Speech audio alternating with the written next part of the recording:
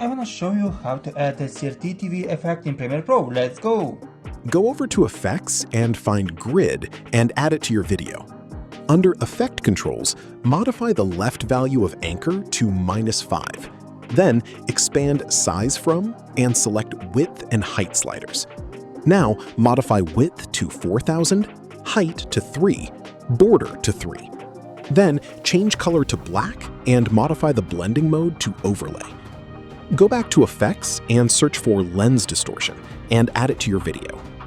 Back under Effect Controls, go down to Lens Distortion and modify Curvature to 50. Then go up and increase scale until the edges of the screen are no longer visible.